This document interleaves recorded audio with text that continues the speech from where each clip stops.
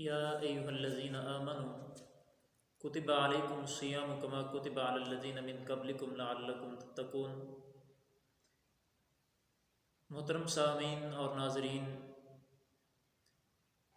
آج ہم روزے کے بارے میں کچھ معلومات آپ تک شیئر کرنا چاہتے ہیں۔ قرآن پاک کے اندر اللہ پاک نے فرمایا کہ ایمان والو تم پر رمضان المبارک کے روزے جو ہیں وہ فرض کر دی گئے ہیں۔ تو آئیے دیکھتے ہیں کہ یہ صوم کا معنی اور مفہوم کیا ہے۔ عام طور پر ہمارے دیہاتی لوگ جو ہیں وہ یہی معنی سمجھتے ہیں، مفہوم سمجھتے ہیں کہ صرف صبح سے لے کر شام تک کھانے پینے کی چیزوں سے رک جانا، اس کا نام روزہ ہے۔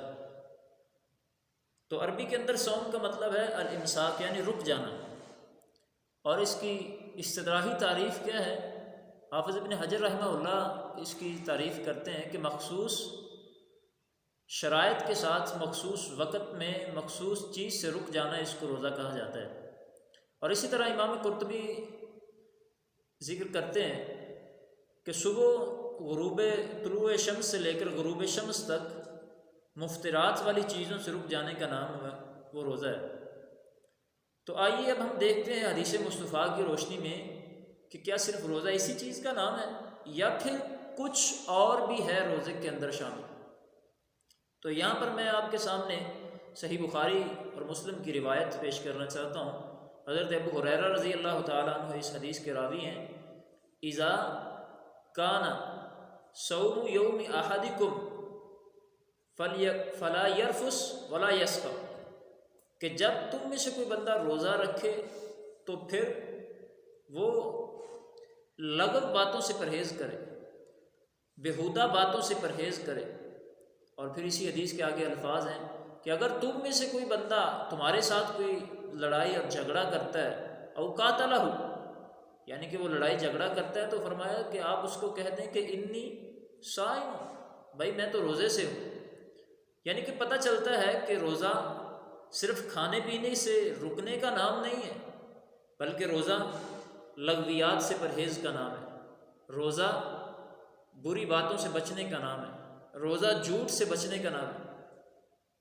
تو اسی کے ساتھ ہم ایک اور حدیث ملاتے ہیں، صحیح مسلم کی روایت ہے۔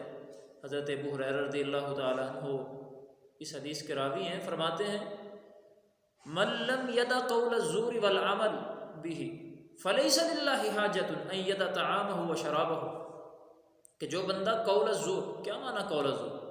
فرمایا جو بندہ جھوٹ بولنا نہیں ترک کرتا، اللہ کو اس کے روزے کی کوئی حاجت نہیں ہے۔ فلیس للہ حاجۃ، اللہ کو کوئی ضرورت نہیں ہے کہ وہ صبح سے لے کر شام تک بھوک پیاس برداشت کرے۔ ارے بھائی، اگر پھر اللہ کو اس کی بھوک پیاس کی کوئی ضرورت نہیں ہے تو پھر کیا معنی ہوا؟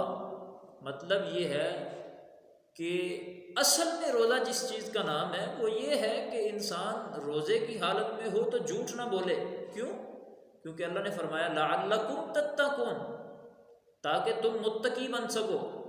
تو بندہ متقی اس طرح تو نہیں بن سکتا کہ روزہ بھی ہو اور پھر بندہ گالی بھی نکالے، روزہ بھی رکھا ہے جھوٹ بھی بول رہا ہے، روزہ بھی ہے اور پھر شراب بھی پی رہا ہے، روزہ بھی ہے سگریٹ بھی چل رہی ہے، روزہ بھی ہے ساتھ میں حقہ بھی پی رہا ہے۔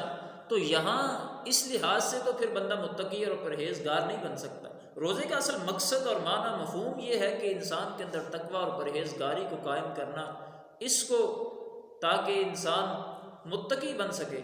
اسی لیے اس کو روزہ اللہ پاک نے مومنین مسلمانوں پر فرض کیا ہے۔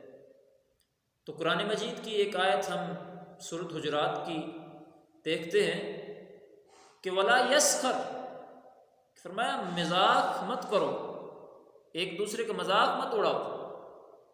حدیث کے اندر اس کو تکبر سے تشبیہ دی گئی، اور تکبر فرمایا یہ اللہ کو پسند نہیں ہے۔ مذاق بھی نہیں کرنا، ولا تنابزوا بالالقاب بئس الاسم الفسوق بعد الایمان۔ اور پھر آگے والی آیت میں فرمایا کہ کسی کے بارے میں بدگمانی نہیں کرنی، اے ایمان والو بدگمانی سے بچو۔ صحیح بخاری کی روایت ہے۔ بدگمانی کیا چیز ہے؟ فرمایا ایاکم والظن فإن الظن اکذب الحدیث، بدگمانی سب سے بڑا جھوٹ ہے۔ تو اس حدیث کو اس حدیث کے ساتھ ملائیے، قول الزور یعنی کہ جھوٹ بولنا۔ تو حضرات اصل میں روزہ اس چیز کا نام ہے کہ بندہ صبح سے لے کر شام تک اپنے آپ کو پرہیزگار بنائے۔ کیسے؟ روزے کی حالت میں لغو بات نہیں کریں گے، روزے کی حالت میں جھوٹ نہیں بولیں گے، روزے کی حالت میں چوری نہیں کریں گے، روزے کی حالت میں کسی کو تنگ نہیں کریں گے، روزے کی حالت میں کسی کا مال، کسی کی جائیداد، کسی یتیم کو تنگ نہیں کریں گے۔ اس چیز کا نام اصل میں روزہ ہے۔ تو امید ہے کہ اس رمضان میں اللہ ہم سب کو اسی طرح رمضان المبارک کا مہینہ گزارنے کی توفیق عطا فرمائے۔ تو اس طرح رمضان کے روزے رکھیں تاکہ آپ سے کسی کا کوئی دل شکنی نہ ہو۔ تو یہی اصل میں روزے کا مفہوم ہے۔ وما علینا الا البلاغ۔